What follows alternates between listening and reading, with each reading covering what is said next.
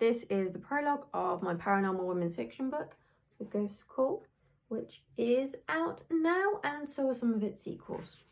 The light bulb flickered in my hand. I jerked my hand away. I wasn't risking electrocution or burning for anyone. The last thing I needed was to be electrocuted while changing a light bulb in a client's house. Especially when they weren't even there because the place wasn't finished yet. That'd go down great. Not. Edie, I thought I told you to turn the electrics off. I did, she called back from somewhere in the old house. You sure? She didn't reply immediately, but I heard footsteps running through the house to the fuse box in the hallway. A second pair of scurrying footsteps followed her. It's all off, Mum, she shouted from the other side of the house. Fiddlesticks. That wasn't good. There was only one thing that would cause a disconnected light bulb to misbehave, and I did not like the direction that pointed in. Not one bit. The ladder wobbled underneath me. Edie, I called. Without anything else to hold on to, I grabbed the stubborn light bulb deserting me. Plummeting onto a wooden floor wouldn't do my creaky joints any favours. Mum, she called back, reaching the living room door. Thank God she had enough stamina for both of us. A dog, Tilly, stood behind her, a startled look on her fluffy white face. The ladder steadied, so I tried again to unscrew the light bulb in the living room. The previous owner must have been the world's strongest man because the way that thing was attached wasn't normal. And I should know, odd jobs like that were my job. The ladder jutted again. No, not the ladder. The ground. What the hell? An earthquake? We didn't get earthquakes like that in England. It's bloody Hucknall, not San Francisco. We weren't near a fault line. We were in the Midlands. We weren't even near the sea. Mum, cried Edie, her voice vibrating with worry as she ran over to me. Had she ever experienced an earthquake before? When was the last proper one in England? The 90s? She grabbed the ladder to steady it as the earthquake slowed. I clung to the light, fitting for dear life, suddenly glad it was fastened on so well.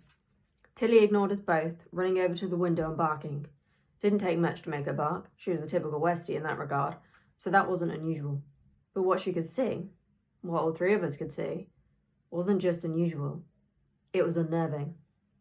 My eyes were glued to one of the most haunting sights I'd ever seen.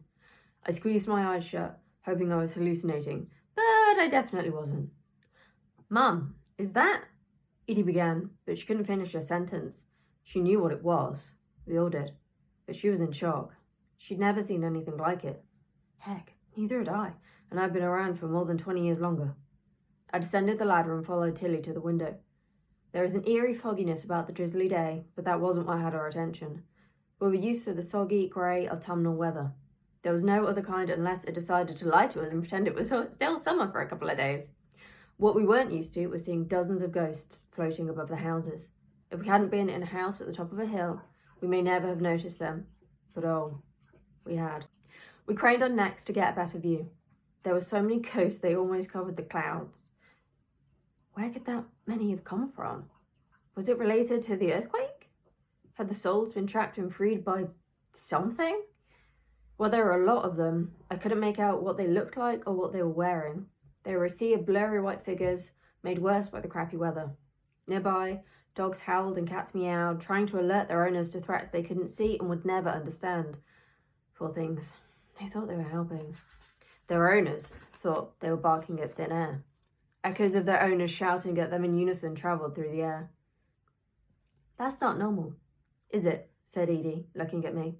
She bent down to pick up Tilly, who was still barking like she was trying to warn us. She was our little Westie warning system, but in this case, we couldn't do anything to change what she was warning us about. It wasn't like there was a ghost floating towards us or someone at the front door with a parcel. This was a sea of ghosts as far as we could see.